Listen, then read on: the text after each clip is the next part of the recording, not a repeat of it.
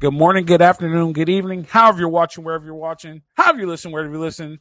It's the Bet Online Salute Detroit podcast. And we only have 2/3 of the tripod today, but we're still managing to go. We got the mad scientist self, Jamal, Madman Magdy, live from the East Coast, DC, aka Chocolate City. You're semi-chocolate. I'll give you some chocolate. You're like semi-sweet chocolate. Can I give you that? You got some pigment to your Love skin. it. I'll take whatever I can get, Coach. It's like the original Facebook. You remember the original Facebook relationship status where it was single, committed. It's complicated. Whatever I can get. So I'm in the whatever I can get category. There you go. There you go. Live from Chocolate City. It is 11:18 out there. But we're getting it done. We're here for you guys. How are you doing, Jamal? Doing well, Coach. Thank you for your incredible patience this evening. In Washington, D.C. here with the family a bit. So with that 3-hour time difference, things get thrown out. But so excited to be here with you, Coach, and talking Trojan ball. I mean, what better thing is there to talk about? Nothing. Nothing at all. Very succinct answer, Coach. Yeah, that's spot on. We always say, and I know people. I think I mentioned it on here before. But we always talk about LA only has 5 teams or whatever, and it's the Dodgers, the Lakers, the Rams, Galaxy, and USC, and the Kings.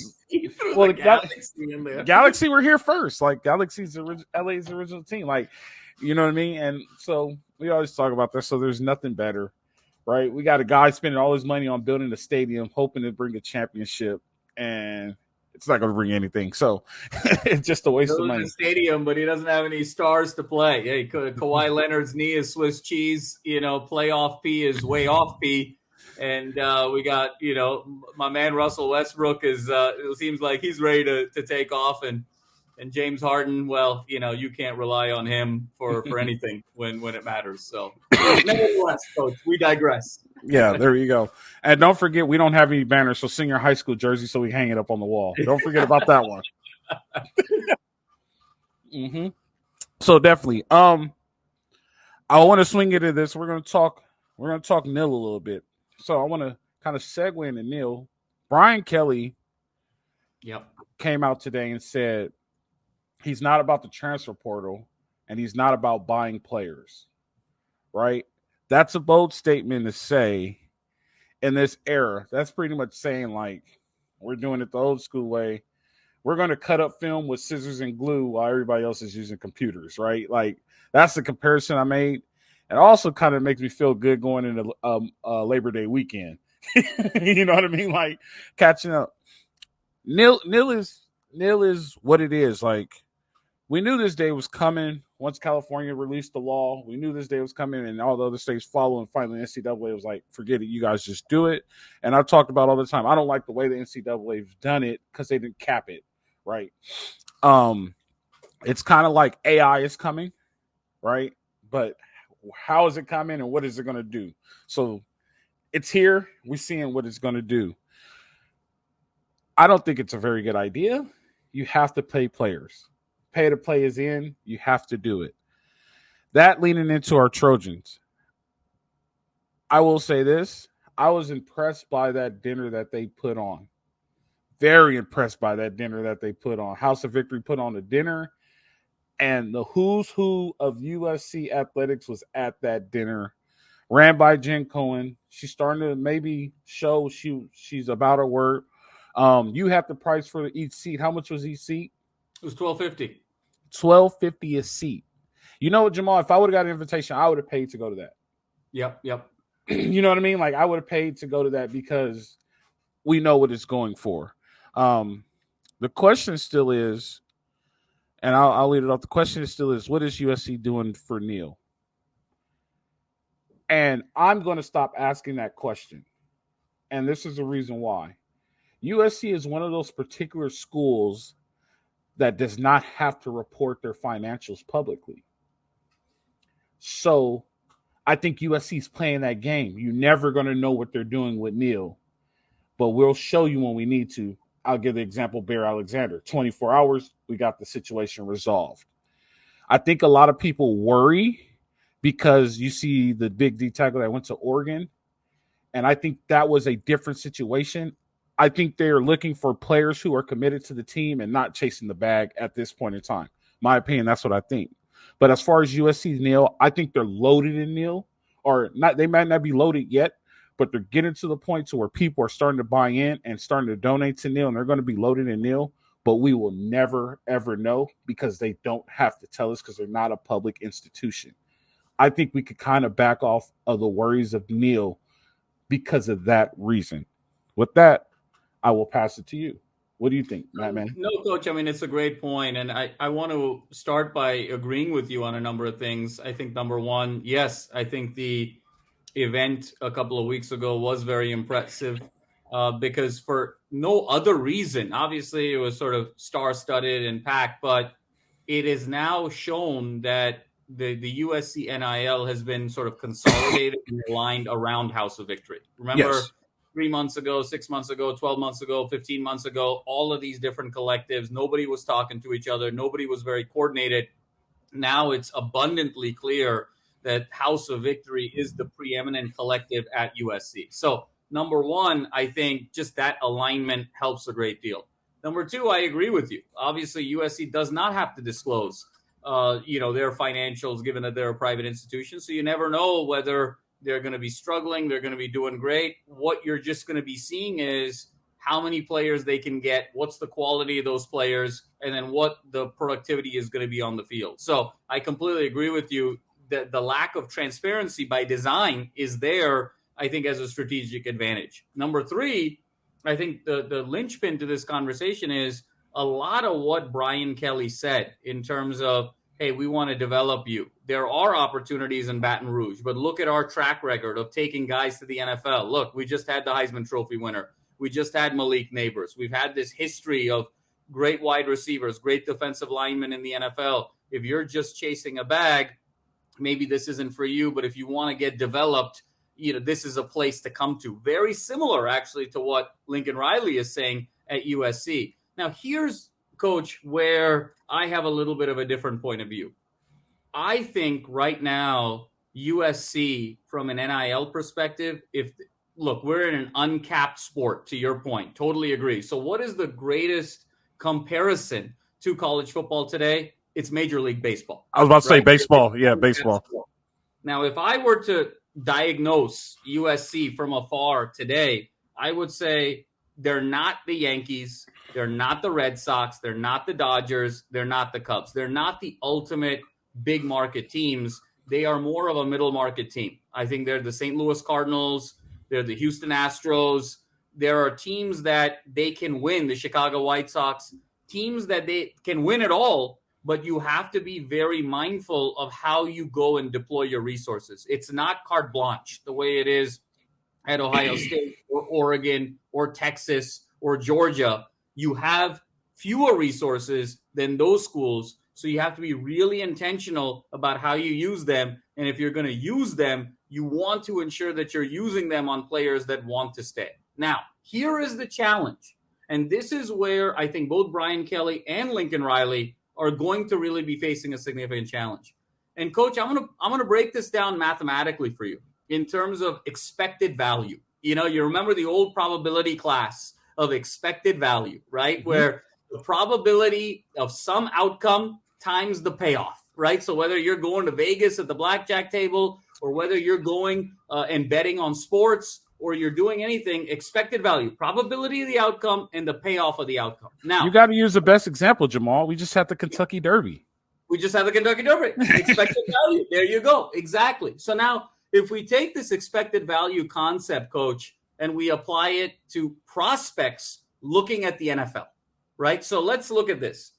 How many teams are there in college football? 134 teams in Division I, about 80 players. Sometimes you go to 100. I'm not counting the walk-ons. 134 times 80. So you're looking at about over 10,000 players, okay, every year in Division I football. How many guys get drafted every year? 259, okay? Some guys don't get drafted, undrafted make it. Some guys that get drafted don't make the rosters, but roughly it's 259 out of over 10,000. What is the probability of a college player in any 1 year making it to the NFL, it's 2.5%. Now, what is the expected payoff of making the NFL? Bleacher Report had a study last year that said average NFL earnings. Okay, so take away the Mahomes and the Burrows. Those guys are kind of the extreme cases. Average NFL earnings is $10.5 million. So what is my expected value, Coach, as a Division I prospect to make the NFL? It's 2.5% times $10.5 million. That's about $260,000. That is my expected value in terms of making it to the NFL. So when someone is coming to me and offering me a bag of $500,000, $1 million, $1.5 million, the math says I got to take it. The chances of me making that in the NFL, given the probability and given the expected outcomes, doesn't close. Now, even if you argue somebody like Lincoln Riley, because he's such an offensive genius, okay, probability of making to the NFL from 2.5% goes to 3%. Or Eric Henderson, because he's so good with the defensive line, probability of being a great interior defensive lineman or an edge rusher goes from 2.5% to 3%. And those are huge compliments we're giving them, Coach. I mean, 0.5%. 0.5% is a lot. That's a lot. For one coach, that's a massive compliment we're giving them. Probably the greatest compliment we've given both of those guys on the history of this show. But even that 0.5% bump is an extra $50,000. And the expected payout then becomes $300,000. So unfortunately, Coach, this idea of, hey, we're only going to develop guys versus the guys that are chasing the bag, right now, the math doesn't check out, because any financial advisor, any rational guardian, parent, anyone who's sort of giving credible advice is going to say, go take the bag. And oh, by the way, it's not like you go to an Oregon and you're not going to get developed, or you go to a Georgia and you're not going to get developed. So this idea that come here for less money because you're going to get developed versus going somewhere else for the bag. I mean, it's the same situation, Coach. If you got offered today $500,000 or $1 million to change jobs, okay, I'm not saying you're not going to get paid. You're going to get paid kind of the same amount, or 80 or 90% what you're getting paid right now, and you get $1 million. Are you going to say, hey, no, madman, I like the culture here. I like who I'm working with here. You're going to go and take the bag, and you're going to go to the next job. And so now we're dealing with 18 to 22-year-old kids, and we're saying, no, stay for the championship, stay for the development, when the reality is the chances of them making this caliber of money is very, very slim in any other phase of their football career. So that is the challenge that USC is going to be facing, that LSU is going to be facing, that all of these mid-market teams are going to be facing, Coach. So this is a brave new world out there. How USC has to navigate that is they have to ensure that the guys that they're investing in buy in and want to stay. And those guys are few and far between. And for all the folks that are kind of sad right now, stressed a little bit about not getting another defensive lineman, you know who we actually have to blame for that, Coach? Bear Alexander. Because the fact that Bear Alexander needed a second bag to be retained, guess what? That bag could have gone to somebody else for the depth. So this idea that, hey, they're only getting guys and Bear's here because he wants to be here, that's a little fuzzy. Because if Bear really wanted to be here for Coach Henderson and Coach Riley and all of these guys, he wouldn't have needed the second bag. And if he doesn't need the second bag, now you have the bag to go get somebody else. So this is a mid-market team right now, Coach. So it's not like they can't win, but they are going to get outspent in certain situations. So they have to be really mindful with their resources. So yes, I agree with you. It's not dire, but they're not the Yankees and the Red Sox either. They're somewhere in between. And I think they have to figure out how to navigate. And here's the other piece here, Coach. Being a middle of the market team only lasts for so long with these coaches. Look at a Brian Kelly. Why did he leave Notre Dame to go to LSU? He felt like there was a certain type of player he just couldn't get ultimately at Notre Dame, given the academics. There was a limit. He got to the playoff. He got his doors blown off. He was like, for me to reach my total potential, I need parity. So he went to a place like LSU. Look at Lincoln Riley, even. He was at OU, was not getting over the hump. I think he was not happy about the fact that OU was going to go to the SEC. He had a clear path to the playoff with the Big 12. Now he jumps. And remember what he said. to Antonio Morales of the athletic coach 6 months ago, where he said, look, I am going to be the head coach of USC. I want to be here for the long term on the condition that the university provides the resources necessary for me to compete. So they're going to be middle of the market teams, both USC and LSU, to your point. But these coaches, they want to get to a place where they have the greatest opportunity to win. So Riley's going to give this a shot for another year or two. And if he feels like he can't get the guys and can't get the depth, this idea that he's going to stay forever, I think is going to be really challenged, and he may go elsewhere. But this is why I keep going back to the point, Coach.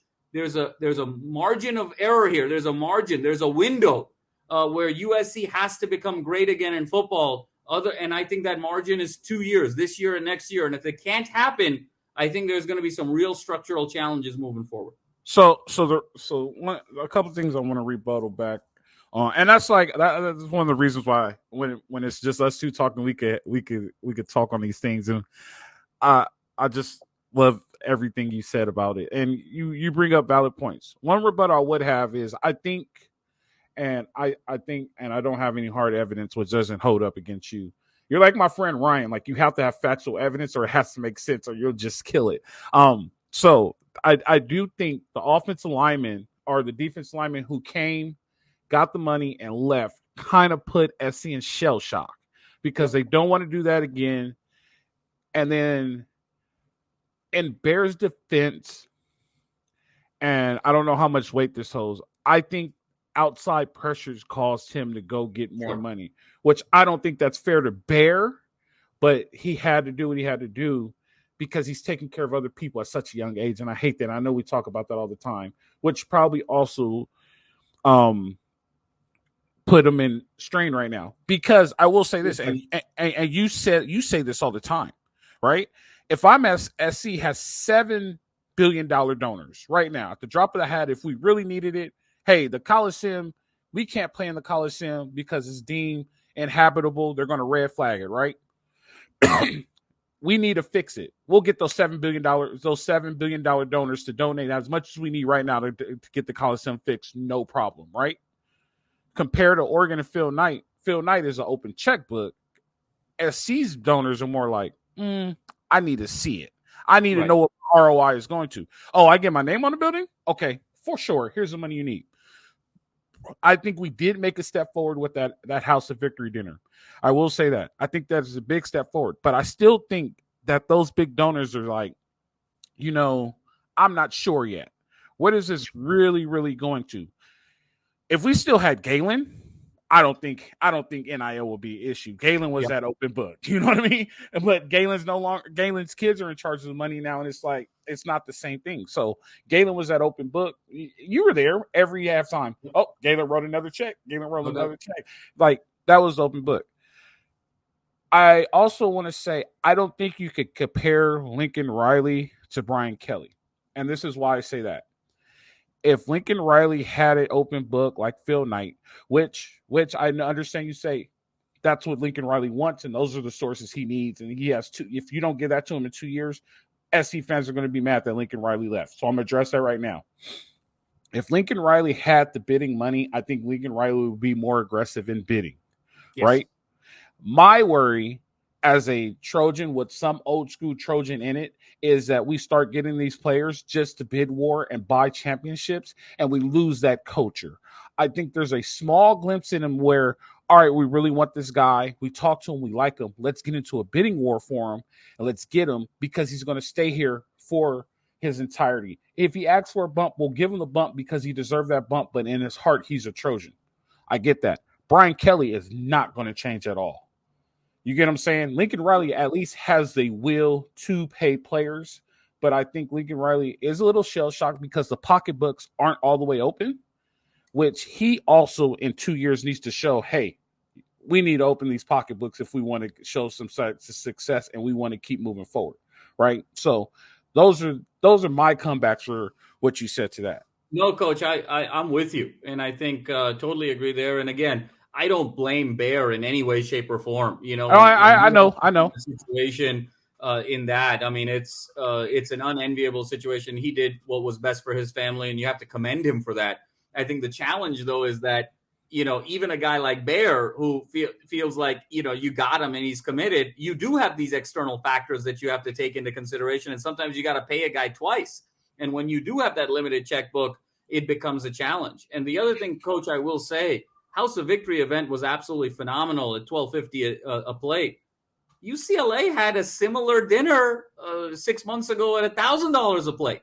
And so it's not like, and there's a chasm between USC football and UCLA football. So all I'm saying is it was a great event. But if a school like UCLA, a program like UCLA can have the same type of event at $1,000 a plate, look at what we're really dealing with over here. I mean, what's the dollar per plate at Oregon? 10,000, 15,000. So again, it's not that they have unlimited checkbook, and it's kind of a weird place to be, right? Historically, we always think of USC as this incredibly wealthy school that checkbook is really not an issue. So it's a weird place to be, that the crown jewel sport, USC does not have gymnastics. USC does not have softball. USC does not have a lot of sports because they want to consolidate and really focus on football. And even still, the challenge is with the checkbook with some of these other entities that are out there and these comparable programs. So again, it just means you have to be a lot more mindful. You have to be a lot more strategic in who you're recruiting.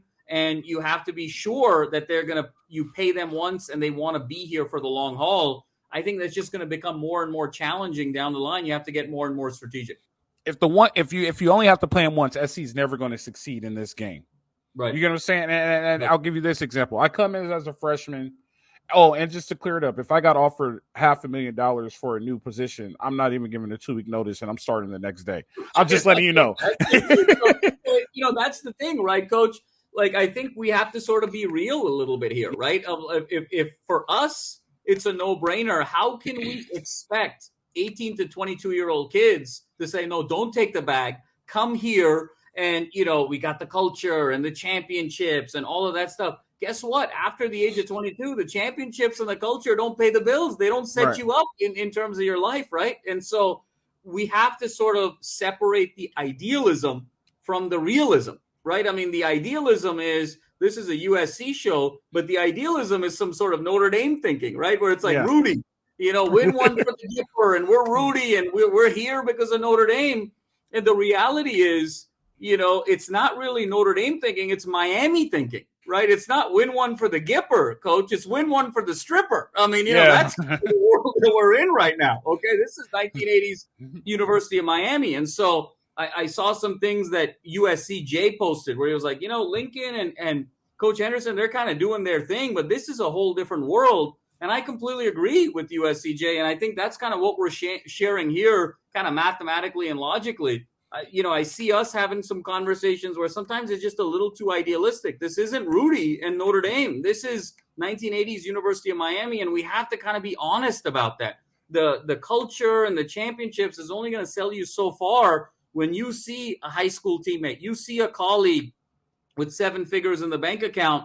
Okay, yeah, I want to pack, now not a Pac-12, a Big Ten championship. I even won a national championship. Is that going to get me paid? Is that going to set up my life after the age of 22? It's sad, but we really are at a place of the professionalization of college football. So a lot of the things like the pageantry and the education and all of these things, even the way we're selling Los Angeles, Coach, and saying, come to Los Angeles, come to USC for all of the opportunities, all very true. But let's be honest, outside of Caleb Williams, outside of Jordan Addison, how many guys got $500,000, $1 million plus endorsement deals? I mean, you either have to be the Heisman Trophy winning quarterback or you got to be the Biletnikoff winner. So even coming to LA, there's no guarantee. It's not like these deals are falling on trees in Los Angeles. So all of these selling points, pageantry, LA, university, culture, championship, all very credible things. But we got to be honest about how much of a knob these things really are. In the end, we're all playing the green game here now. Unfortunately, it's not sustainable, but this is the world that we're in. So to clear it up, and I wanted to go back, you may have to pay a kid twice.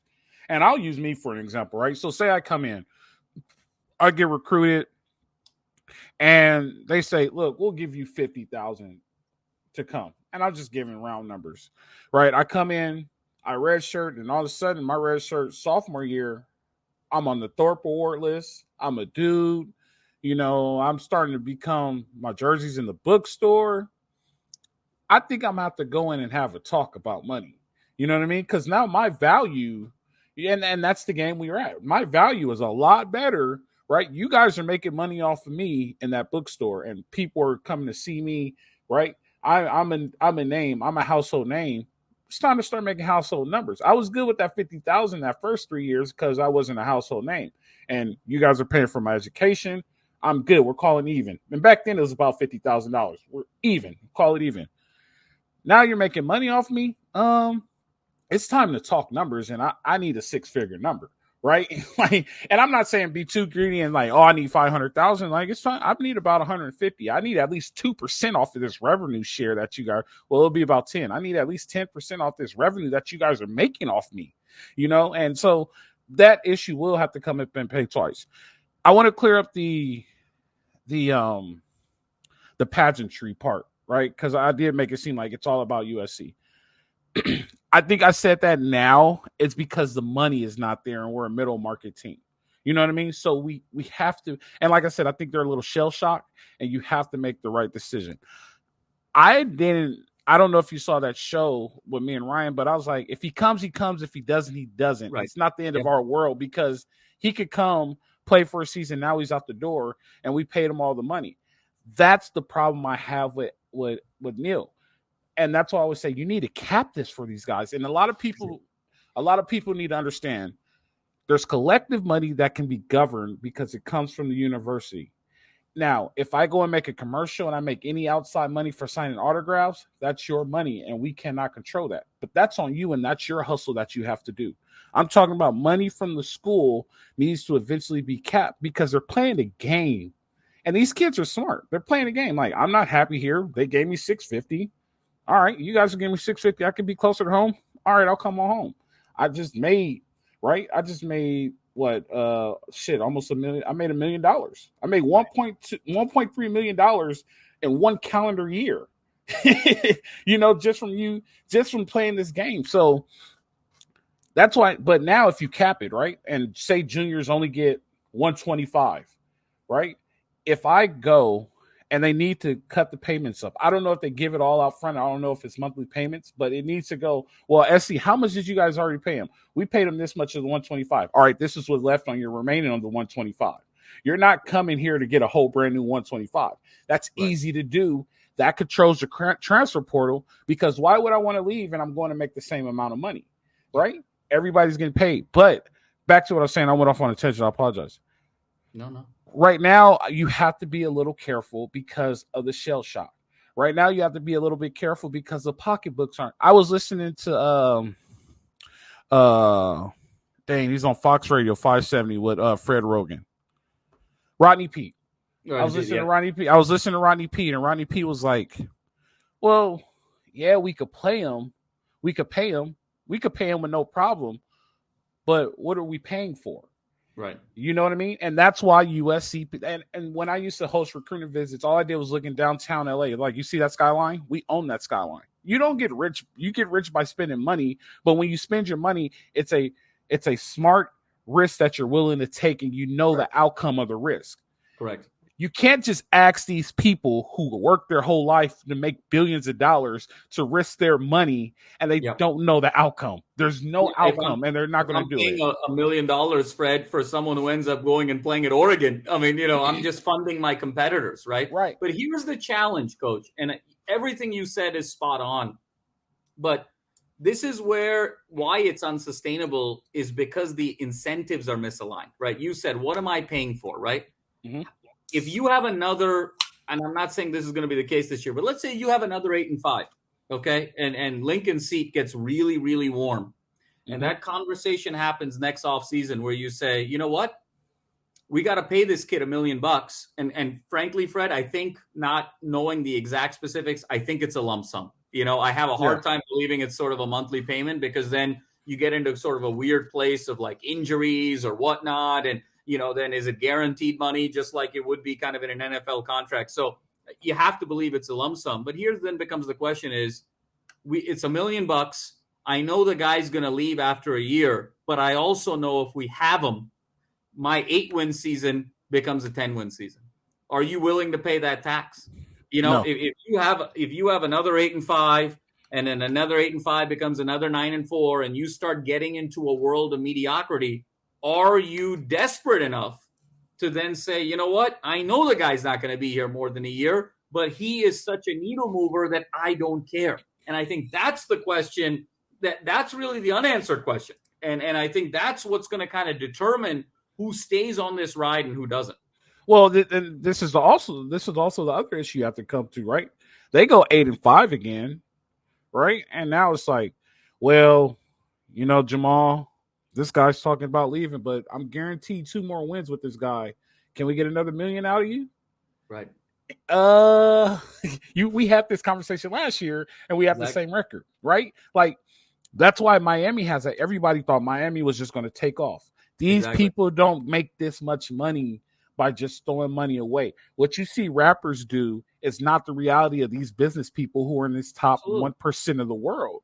And Miami is unfortunately one of the schools that have a bunch of top 1%ers. USC is a school that has a bunch of top 1%ers. Of course, the Ivy League has a bunch of and Stanford, top 1%ers, right? In reality, the Ivy League should be killing the NIL game. Yeah. I mean, you said this, Coach. Look, the reality is, if Stanford wanted to play football, like if Stanford was serious about football, they would win every national championship the next 10 years. Let's just be really clear. Stanford's endowment is so ridiculous. They could buy USC and still be the second richest school in America. I mean, that's the kind of endowment we're talking about.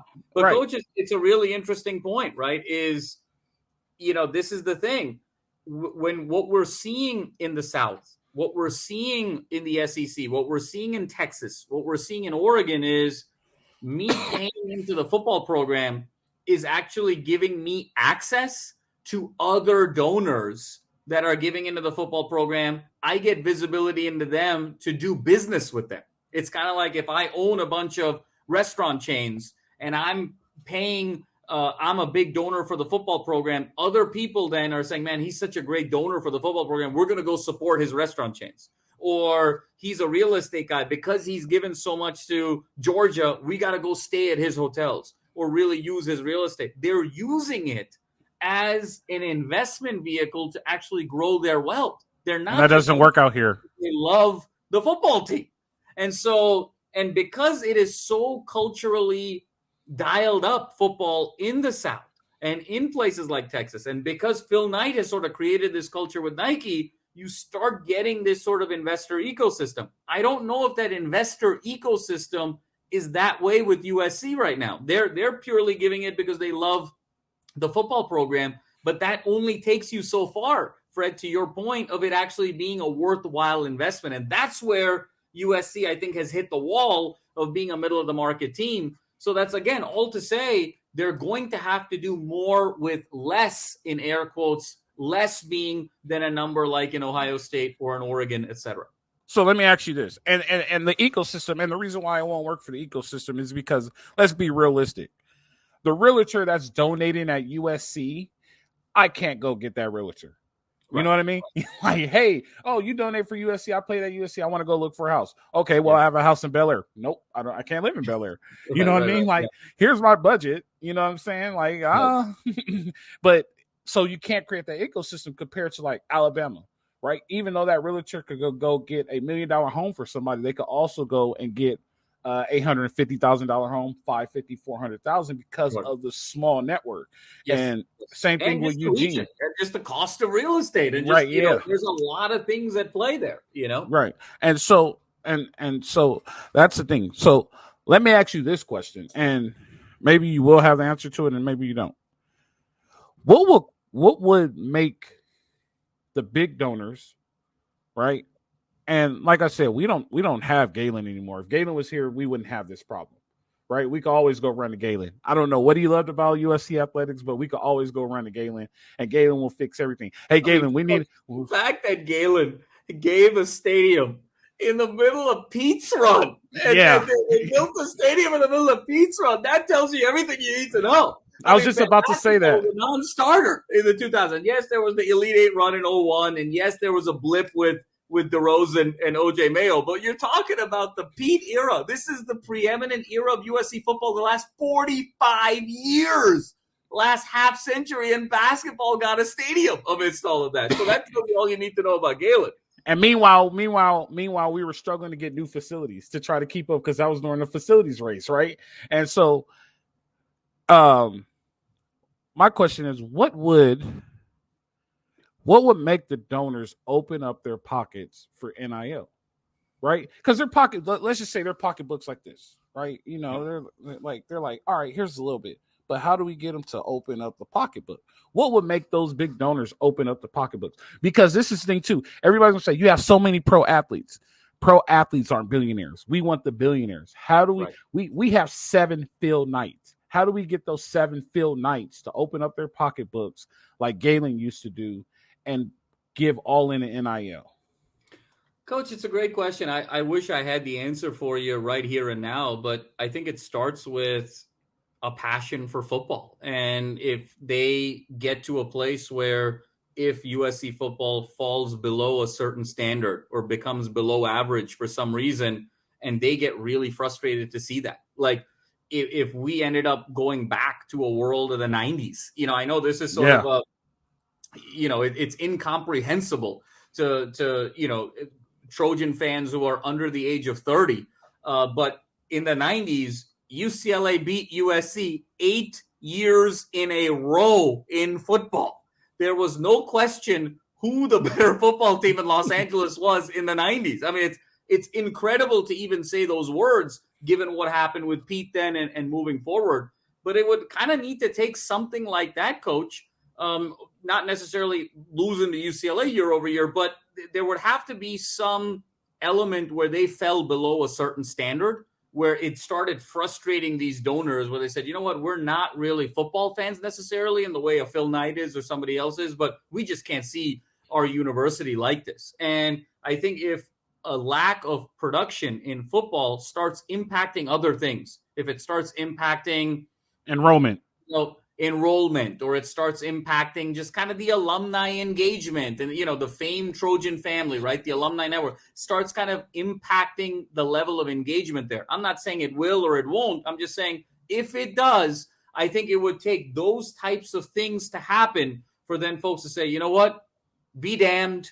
We got to get this thing back to being USC again, because we need the university enrollment to be a certain way. We need the prestige and the brand to be a certain way. We need the alumni network to be a certain way. And really the key to all of that is football success. That's what makes USC USC. It would need to take that kind of chain of reasoning and then that conclusion in my mind. That's too late. I mean, in reality, that's too late. By the time you do that, it's like that would take almost 10 years. Yep. Right. Yep. You know what I mean? And by the time you do that, there'll be so many rule changes, so many people way ahead in NIL, so many collectors and things like that. That's way too late. You know what I mean? Like, and I know that's not what you're saying. That's but like that's way too late. That'll be it. You might as well call the program done. You might as well put it in the conference with Oregon State and Washington State, because and short of that, Coach, I think the other thing is you gotta, maybe it's not the NFL players they're not billionaires, but you bring 20 of them together and now it feels like they're a billionaire, right? So I think a lot of it also, the other element is the NFL players, the great USC players in the NFL. Think of an Amon-Ra St. Brown now getting paid $120 million. You know, USC was such a huge piece of the puzzle in terms of his development. Other players like that, you know, you talk about Pittman and you talk about the other guys. Let's see what happens with Caleb. There could be a real opportunity here with the big money if he balls out in his rookie contract. You know, you're talking about $300, $400, $500 million. Does he bring people together and fuel the football program? So I think there's twofold. You need kind of the billionaires to kind of get engaged who maybe not love football, but that, to your point, takes a more extreme thing to happen. And if that extreme thing happens, maybe you can't come back. It's like quicksand. Or the more safe approach is really leveraging now all of these Trojans in the NFL. We talk about it all the time, like Trojans, right? I mean, that's a hashtag on Twitter, leveraging them to come together to help fund the future of the football program. Yeah, so I was going to ask you a question. It completely slipped my mind when I was thinking about it. That's unfortunate. It was a good one, too. Dang it. That's all. Well, it's like my uncle says, Coach. There's always you always want to leave a little bit for next time. So I that's guess so. the art of That that showmanship. that was it was unfortunate because it was don't remember what it was about. I'm so sorry about that, Jamal. No worries, bro. No worries. No I'm worries. so sorry about that. Obviously, we're down a bearded bandit tonight, but it's been Yeah, fun to sort of go. You and me tonight it's always a pleasure. it's always good to go. It's always good to go. And like you're up late. Or have you adjusted? Are you still on California time or are you I'm on still on California time now. I'll probably be on Washington D.C. time by Saturday, which is the time to come back home. So that's the you always sort of get adjusted, and Yeah. then it's time to come back. As they say, it actually takes one day for your body to recover, actually physiologically, for every 1 hour of time difference. So even if you go to the East Coast, it's about 3 days it'll take you to adjust. Really? Yep. So you're staying up later because it's the 3 hours. Right. I got you. That makes sense. Definitely. Well, I hope you enjoy it. I hope the weather's nice. Maybe you can go check out a Nationals game. Yeah, absolutely. And then, maybe dig in and say, hey, listen, how are you guys going to go from middle of the market to big market, and can we take some notes for USC football? No, the Metros, the Expos weren't even big markets, so Yeah. I don't even think that one's possible. And I mean, if it gets there, that's what I was going to say. So we kind of teetered with it, and I don't know if it's true or not. Revenue sharing is starting to float around a little bit for these, and Ole Miss does it already. And I don't know why USC doesn't do it because they normally lead the forefront with this. I know Ole Miss gives some revenue for their sports, but they give it to every scholarship athlete in the program. Right. And when I say the program, the athletic program. Yep. Here's the issue with revenue sharing with USC if this thing does happen, right? It's floating around. I don't know how serious they are about it, but here's the issue. LA has the flakiest fans. I don't know. I shouldn't say the flake. Between them and Florida, it's 1 and 2, right? Because there's so much, and we talk about it all the time. Like in September, you could go to a Dodgers game, a Rams game, a Chargers game, a Trojans game, and a Bruins game. Right? You could accomplish that. Even put it like this: even if the Rams or Chargers play on Thursday, from Thursday to Sunday, you could hit each one of those games, right? You could go to a Chargers game on Thursday, a Dodgers game on Friday. You could go to a USC or UCLA game, and then you go to a Rams game. There's so much to do. Let's add concerts, and we had this talk before, right? Let's add concerts to all the arenas you can have concerts in. We can't even name them all, right? That you within a 20-mile radius. When you really think about all the concert venues are within the 20-mile radius. And then you add in the beach and the hiking and those types of things. If you're not winning, they're not going to come, right? And the Dodgers witnessed that this year. They had a very slow start. All of a sudden, it was like, well, we're only getting 30,000 people, which is a lot for baseball, but that's not a lot for Dodger Stadium. Now they caught fire. Now they're getting 50,000 people again. You don't win, they don't come. Right. Revenue share teeters compared to Texas, Ohio State, right? They're getting the same revenue share every year because as long as I'm from Ohio, I'm going to be a Buckeye fan. There are no true, how do I say this the right way? The only true Trojan fans, and people are going to hate me for this, but this is the best way to put it. The only true Trojan fans are the people who have actually taken a class at USC. And that's the best way I can say it. And I'm sorry to say it, but it's the reality. Saying if you're not an alum, get off the damn train. That's what the coaches say. And it's a broad statement. It's a general statement. It's not for every single person. But the way I'm saying it in this broad general way is because the people out there, right? The small the population of Los Angeles and the true, right? The metro Los Angeles population. Yeah. But I have to explain it to our listeners, right? Like the metro population of Los Angeles is 9 million people. Let's say the diehard Trojan fans, there's only 20,000 of those people, right? Well, there's 80,000 seats at USC. Right. And the students only take up a section that only fills up about 1,200 people, maybe 2,000 people. Right. Now we're short.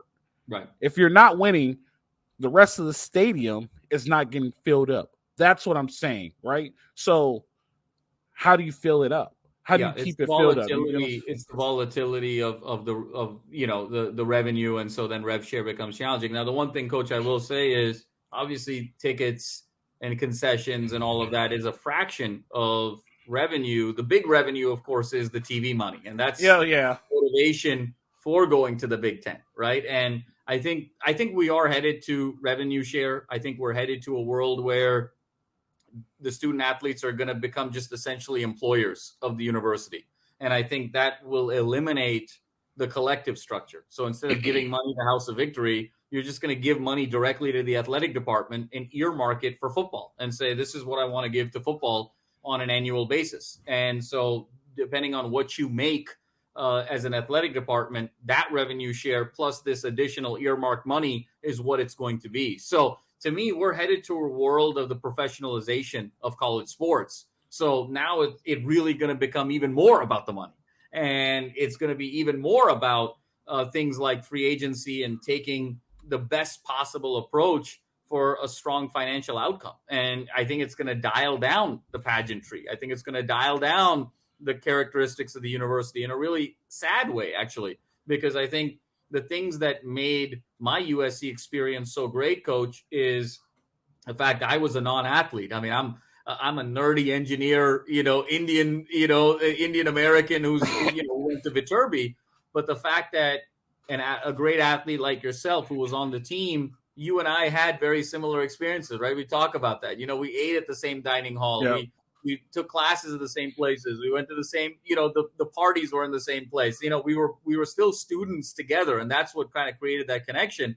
When now you get to a world where you're literally bringing guys on to be employees of your football program, that's a very different now relationship. Now, even those donors that we talked about earlier, the reason they have the nostalgia for the football program is because those players shared my experience. Now, if those players don't share my experience anymore, even though they've got the USC logo on their helmet and they're wearing the colors on their jersey, is my connection the same? And if my connection isn't the same, is my checkbook going to be the same? And so we're just getting into a very interesting world here, Coach, where the professionalization of college sports, it's straight cash homie, in the words of Randy Moss. And those words are going to be ringing more and more true moving forward. And if you're not at the highest end of the spend, are we getting to a world where you're basically paying for championships every year? Hopefully it's not knee jerk, right? And they knee jerk the NIL. Hopefully it's not knee jerk. Now I will tell you this. If they do make college athletes employees, right? The California schools will be the best schools. California schools, Florida schools, New York schools, and Connecticut schools now become the best schools, and Chicago now become the best schools in the nation. Let me tell you why. I get paid more for being an employee in California than I do for being an employee in Texas. So now you're like, hey, this is how much you make in California. This is how much you make in Texas. Oh, what? I'm going to California. You know what I mean? Right. And for a little bit, that's what was winning. We just had bad coaching. Cost of attendance. Cost of attendance was a big thing. It was like, well, this is your check now for cost of attendance. This is cost of attendance elevated. When all else is equal, to your point, that the labor rate in those states wins out. But then the question is, you got that working for you, but if you don't have the attendance working for you, if you don't have the winning working for you, right, that offsets it in a more negative way. So just a really interesting economic discussion. Coach, I thought we were going to have a 20-minute conversation about NIL, and we ended up having a 50-minute conversation on the state of economics and future sports. So this is why I love you, man. I mean, this is why this is so fun. I apologize. No, there's nothing to apologize for. What held us up was I forgot that question. And so definitely. But yeah, let's get out of here. Jamal, it's always been great. Enjoy your time in DC. Thank you, sir. Tell your dad congratulations. Oh, thank you. I still need to meet Papa Magny. He sounds like absolutely a great man. I mean, Papa Magny is excited to meet. I mean, Papa Magny has met Will, and he's like, "Where's Coach, man? Where's Coach?" I don't think me and Papa Maggie would get along very well. Always invited to everything. You were invited to gender reveal, you and the fam. So we gotta make it all happen here. One thing you and the missus is gonna learn is that you're going to get an invitation and you're going to look in your calendar and it's something for the kid that day. Yeah. And it's something you're really going to want to go to. Like, you're going to start dictating the social life. I mean, that's the thing. That's going to be the biggest adjustment for sure. Yep, definitely. I appreciate you, man. Next week, the next 2 weeks, we got some big stuff clicking. We got some heavy hitters. Heavy hitters. So stay tuned, everybody. I'm excited. And then we'll be ready to take off. I think we're ready to blast off after this. And the season's coming, so stay tuned. Thank you, guys. Appreciate you once again. Thanks, Jamal. You guys know it's the Bet Online Salute Detroit podcast. You know how it goes. Live free, fight on.